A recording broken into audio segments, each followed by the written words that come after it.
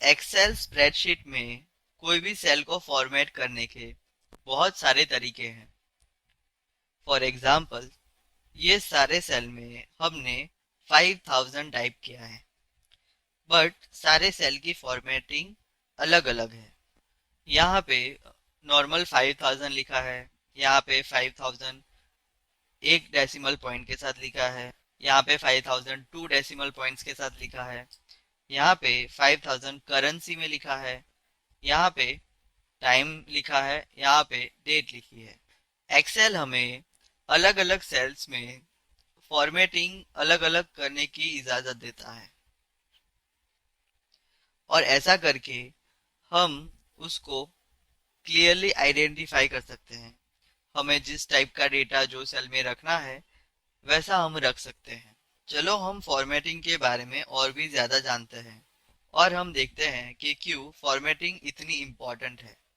कोई भी सेल की फॉर्मेटिंग देखने के लिए हमारे पास दो तरीके हैं। या तो हम इस पार्ट से कोई भी सेल का फॉर्मेटिंग देख सकते हैं, जैसे कि ये नंबर है, ये number, number, currency, time, date, percentage. या फिर राइट क्लिक करके फॉर्मेट सेल ऑप्शन से भी हम कोई भी सेल का फॉर्मेट देख सकते हैं, और यहाँ पे हमें और भी ज्यादा ऑप्शंस मिलेंगे। रिबन के होम टैब में से कोई भी सेल का फॉर्मेटिंग देखना बहुत इजी है, और ये हमें तब भी हेल्प करता है जब हमें कोई भी फॉर्मूला में एरर आता है। अगर कोई भी फॉर्मूला लिखने में उस फॉर्मूला में हमें नंबर्स ऐड करने होते हैं, और गलती से हम वो सेल का रेफरेंस ले रहे हैं जहाँ पे टेक्स्ट प्रेजेंट है, तो हम इस होम टैब में से चेक कर सकते हैं कि जो सेल का रेफरेंस हम ले रहे हैं वो टेक्स्ट है या नंबर है।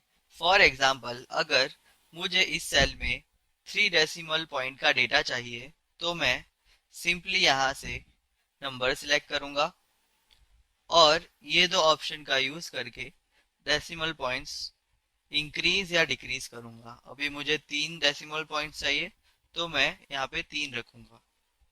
हम ये फॉर्मेटिंग यहाँ होम टैब से यहाँ से चेंज कर सकते हैं, बट अगर हमें ज़्यादा ऑप्शंस चाहिए तो फॉर्मेट मेन्यू का यूज़ करना बहुत इजी होगा।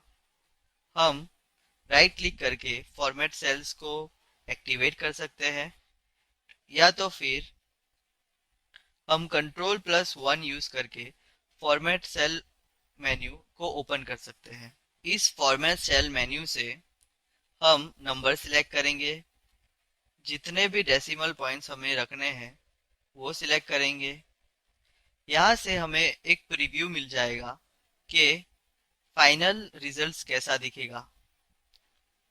यहाँ से हम यूज थाउजेंड सेपरेटर को सिलेक्ट करके कोई भी नंबर को रीड करने में इजी हो वैसा कर सकते हैं, और मैं ये भी सिलेक्ट कर सकता हूँ कि पॉजिटिव और नेगेटिव वैल्यूज रेड में दिखेगी या ब्लैक में दिखेगी या कैसे दिखेगा।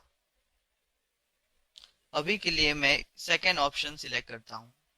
चलो हम और भी अलग अलग ऑप्शंस को एक्सप्लोर करते हैं फॉर्मेट सेल मेन्यू में। चलो मैं यहाँ पे करेंसी ऑप्शन का यूज करता हूँ।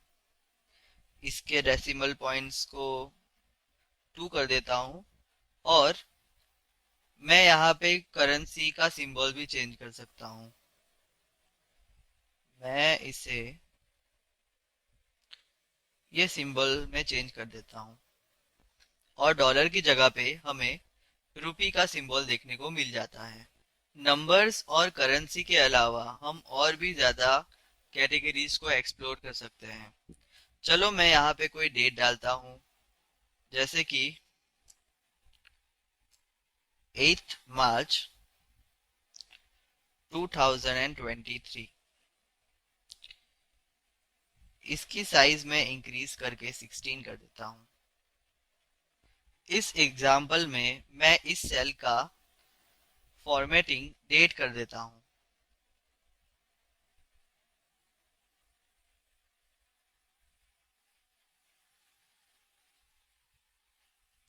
इससे माइक्रोसॉफ्ट एक्सेल को पता चलेगा कि इस सेल में डेट की वैल्यू दी हुई है। हम एक्सेल में नंबर्स और करेंसी के अलावा भी अलग अलग फॉर्मेट का डेटा टाइप कर सकते हैं। जैसे कि मैं यहाँ पे लिखता हूँ 03/08/2023। इसको मैं 16 कर देता हूँ और यहाँ से मैं उसे शॉर्ट डेट या फिर लॉन्ग डेट में कन्वर्ट कर देता हूँ। ये हमें 8 मार्च 2023 बता रहा है। इसको मैं ड्रैग करूंगा तो 9 मार्च 2023 आ जाएगा।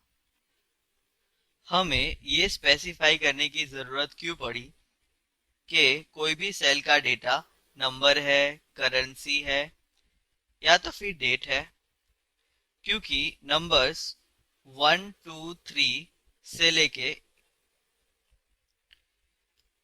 इंफिनिटी तक जा सकते हैं। जैसे कि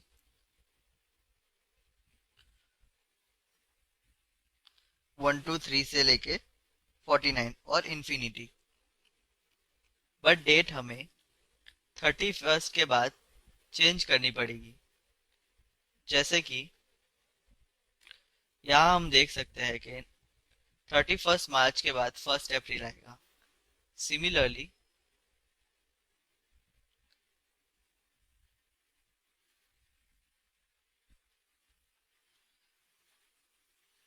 30 अप्रैल के बाद 1 मई और 31 मई के बाद 1 जून। ऐसे करने से एक्सेल को पता चलेगा कि वो डेटा किस टाइप का है और उसे कैसे चेंज करना है। कोई भी सेल का फॉर्मेट टाइप डिफाइन करने से हम एक्सेल का काम बहुत ही इजी करते हैं।